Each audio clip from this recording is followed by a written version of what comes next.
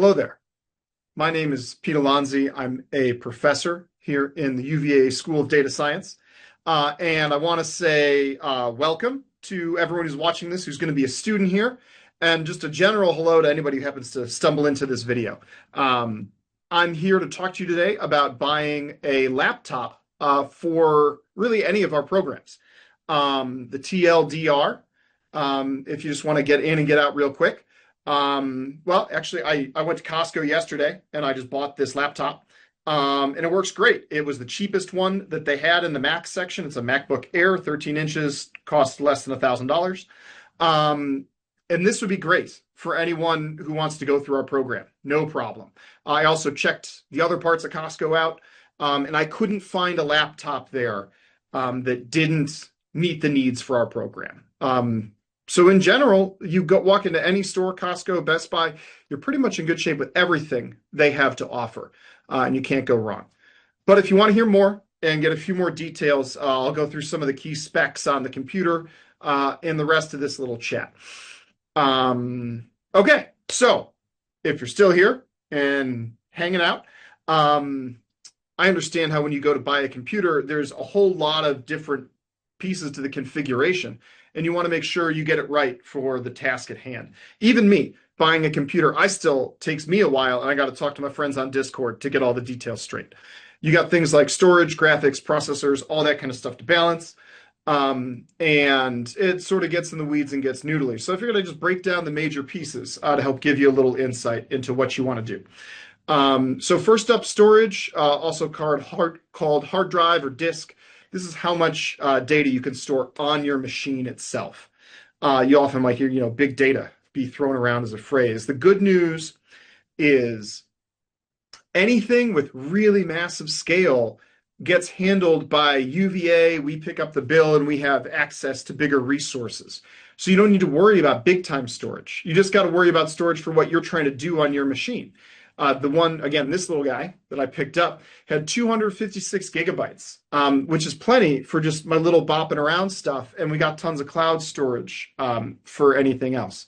If you got a personal need, like you're working on video editing or something, that's a place where that small amount, the 256, might not get it done for you. You got to go to something bigger. And again, we'll kind of use that if you're doing video editing as a little catch-all for a lot of the time when you personally would need to go bigger. But it's not part of our program by default. The next thing that you might be thinking about is, do I need a graphics card? I hear so much about GPUs being used in machine learning and data science all the time. You're absolutely right. Those are totally used all the time.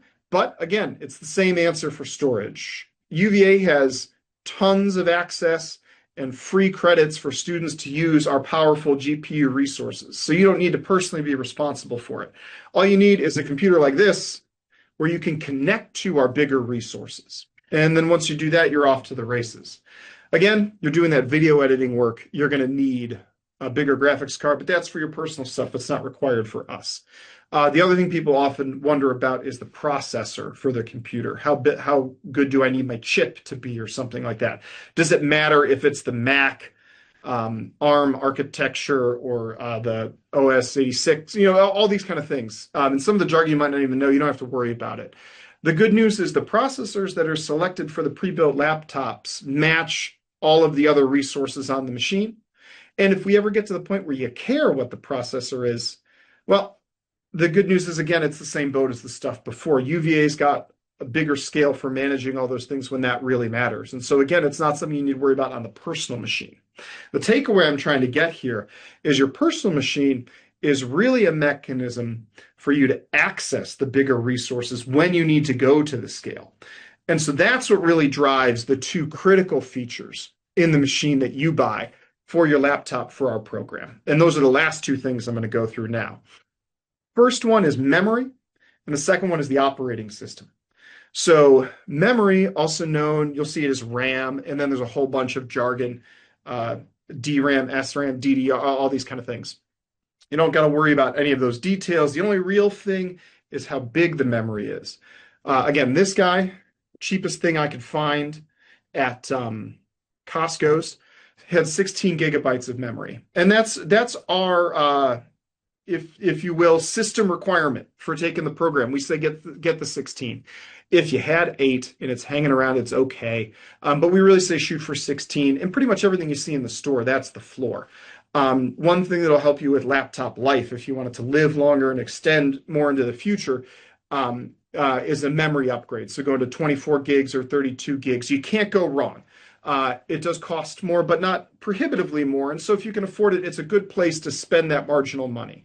But again, 16 gigabytes, that's really the thing you want to make sure the computer has. And then the other one, which I think really is the most important, is the operating system. So here I've got a Mac. The other big player would be PC or Windows or whatever you like to call it. Of course, there's my personal favorite Linux or particular flavors of Linux, which for people who are on Linux, I'm not going to give you any help. You're on your own because that's the way you want it, and respect, and we can geek out later. But for everyone else, for us, doesn't matter if you do Windows, doesn't matter if you do Mac.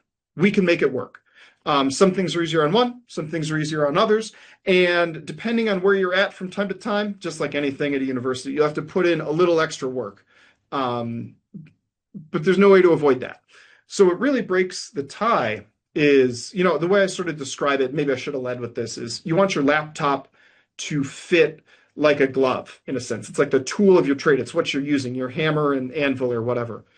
And so you want to use an operating system that matches your approach, your philosophy, the way you want to encounter and work with the world. And you don't want it to be getting in the way the whole time. And so that's how I pick the OS. For me, I'm on the Mac because under the hood, it has the same architecture as Linux, and that's what I really use for my scientific computing. So that's why I'm on Mac. But there's plenty of valid reasons to be on PC, and it's not really one or the other. All the kind of software we use, people make a mechanism so that you can get it done on either machine. And that's all I really got. Just as a quick wrap, I went to Costco and bought the cheapest MacBook I could. It was less than $1,000, and that would get the job done. Most of the things you find in the store, completely fine. I couldn't find a single one at Costco or Best Buy that didn't get the job done for our programs. The main things to focus on are the operating system. Get the one that you work with best, knowing that there are a couple things you have to work harder on, and there's some on each of them, just depending, so be ready for that. And then if you want extra life, go up for a little more memory. 16 is the baseline, and if you spend up on memory, you can't go wrong. That's all I got for now, and I'll see you in class.